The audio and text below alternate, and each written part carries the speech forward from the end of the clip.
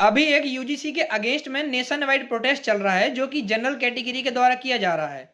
उनका कहना यह है कि जो यूजीसी के द्वारा रेगुलेशन लाए गए हैं उनके प्रोविजन का मिसयूज हो सकता है जिससे जनरल कैटेगरी के बच्चों को फंसाया जा सकता है। चलिए जानते हैं पूरी बात। यूजीसी यूनिवर्सिटी ग्रांट कमीशन ये एक रेगुलेटरी बॉडी है जो कि सभी यूनिवर्सिटी और कॉलेजेस को रेगुलेट करती है, just like RBI which regulate all the banks in India. अब होता क्या है, सुप्रीम कोर्ट यूजीसी को डायरेक्ट करता है कि वो स्ट्रिक्टन एंटी डिस्क्रिमिनेशन लॉ लेके आए। साथ ही ये भी कहता है कि जिनकी मृत्यु हरासमेंट और डिस्क्रिमिनेशन से हुई थी उनके मदर्स के सजेशन को भी कंसीडर किया जाए।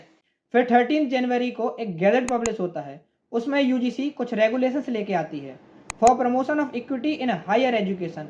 इसका पर्पस होता है eradication of discrimination in university on the basis of race, religion, sex और कास्ट। अभी तक आप सोच रहे होंगे कि यहाँ तक तो सब बढ़िया है, फिर किसी को क्या दिक्कत हो सकती है।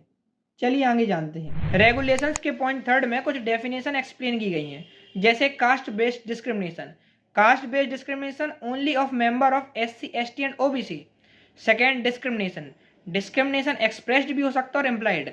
एक्सप्रेस्ड यानी किसी भी आपके वर्ड से, और एम्प्लाइड किसी भी आपके ऐसे एक्ट से जिसको सामने वाले को लगता है कि उसके साथ डिस्क्रिमिनेशन हुआ है।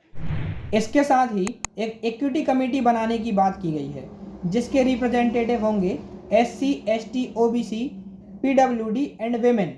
और साथ ही एक इक्विटी स्क्वाड बनाने की बात की गई है जो कि पूरी यूनिवर्सिटी में विजिलेंस करेगी कि किसी के साथ भी डिस्क्रिमिनेशन तो नहीं हो रहा। विक्टिम किसी भी मेथड से इक्विटी कमेटी को कंप्लेंट कर सकता है और साथ ही उसकी आइडेंटिटी डिस्क्लोज नहीं की जाएगी। 15 दिन के अंदर इक्विटी कमेटी को रिपोर्ट सबमिट करनी होगी, जिसके बाद पुलिस अथॉरिटी की उसकी सूचना दी जाएगी जिससे कि उसको पिनल लॉ के अंडर चार्ज किया जा सके। तो इस रेगुलेशंस के आने के बाद जनरल कैटेगरी का कहना है कि कास्ट बेस्ड डिस्क्रिमिनेशन में उनका नाम नहीं है।